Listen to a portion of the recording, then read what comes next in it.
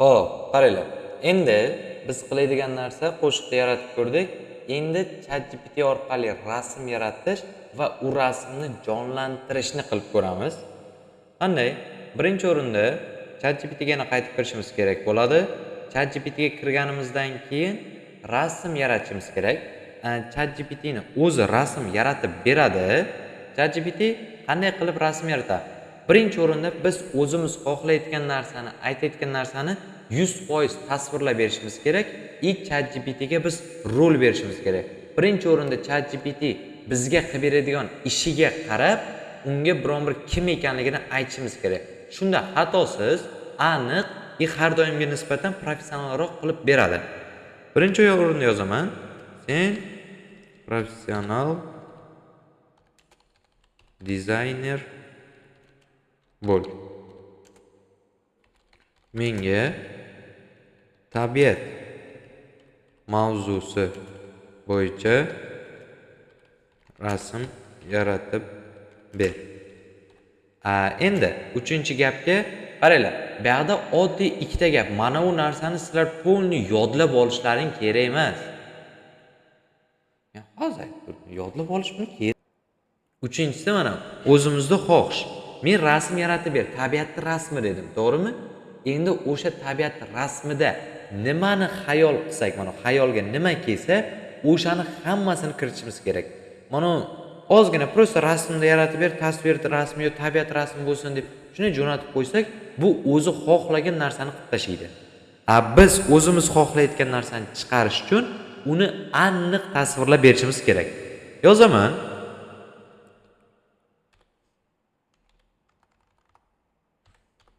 Tog'lar bag'rida o'rmonlar ko'rinib tursin. Pastki tomondan sharshara bo'ylab oqayotgan daryo, osmonda quyosh botishi tasviri va qushlar uchib ketayotgani. Keyin qushlar uchib ketayotgani bu tabiatni chekkada tepalik ustida mashina oldida o'tirib kuzatib turgan bola bo'lsin. Bolani qanaqa kiyintiramiz? Qanaqa kiyimda bo'lgani yaxshi? Tabiatni kuzatyapti. Sportivniy. Ustiga nima? Futbolkami? Yo maykami? Ustida futbolka. Ustida futbolka qanaqa rangda?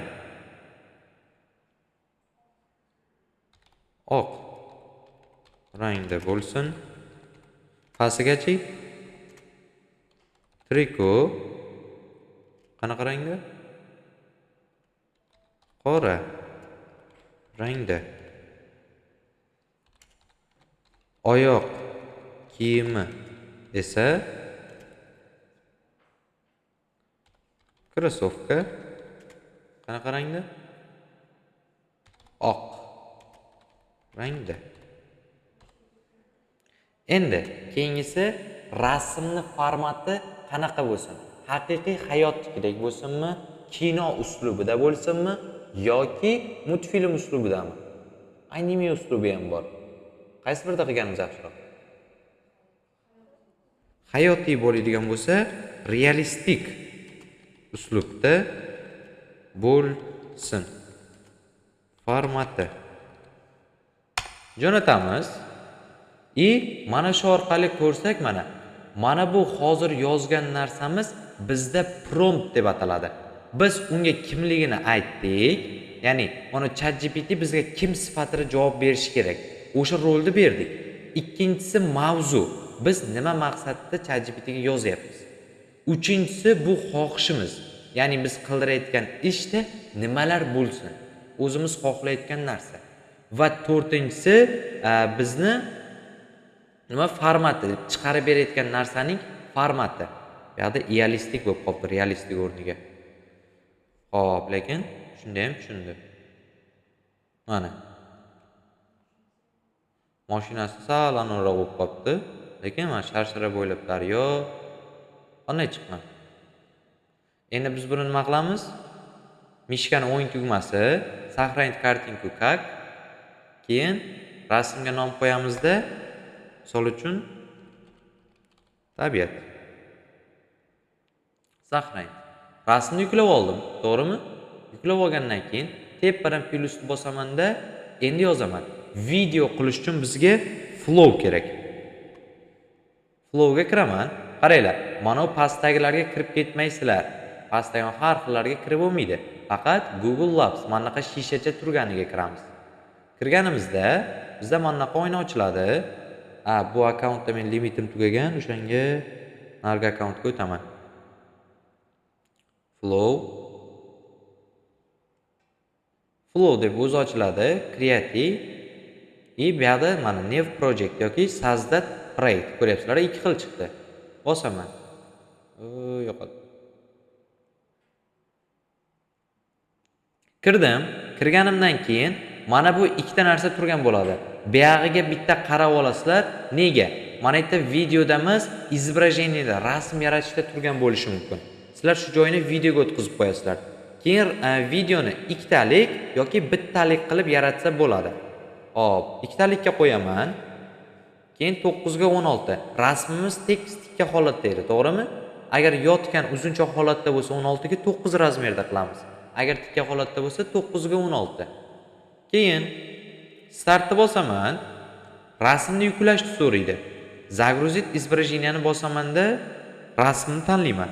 Открыть. Mana yerda rasm qo'shiladi. Rasm qo'shilgunicha boyagi ChatGPTga yozib turaman. Aytaman. Menga rasmni flowda jonlantirish uchun prompt yozib ber. Rasm jonlanganda nimalar bo'lsin? Qushlar, daryo, ovozlari bo'lsin. Biroz shamol va quyosh botayotgani. Yana qushlar uchib o'tib ketayotgani. Bu narsani boya aytganda hech qanaqa yodlab olish degan narsa yo'q. O'zlaringning xohishlaringni kiritasizlar. Xuddi shunga mos qilib mana ingliz tilida promptni kuchliroq qilib yozib beradi. Mana ultra realistik kinematik natura, mana sound effect, ya'ni ovozlari, nimalarda ovozlari bo'ladi. Shuni prosta copyright qilib olamiz. Keyin yana boyagi flowga o'tamiz. Rasm qo'shilib o'tdi, to'g'rimi? Pastda mana rasm chiqib turibdi. Endi bunga joylayman. Promptni copyright qilganimda jo'nataman. Va ikkita variantda menga video qilib beradi. Video ham уже tayyor bo'libdi. Hop.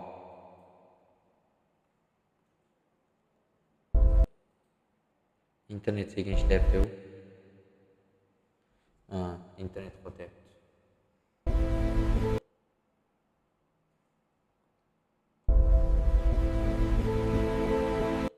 Qanday chiqma? Internet qotishini hisobga olmasak, ikkinchisi ham bor edi.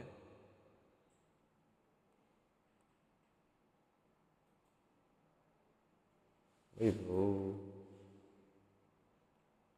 yuklab olaylik shuni. Download qilamiz 720. Skачать.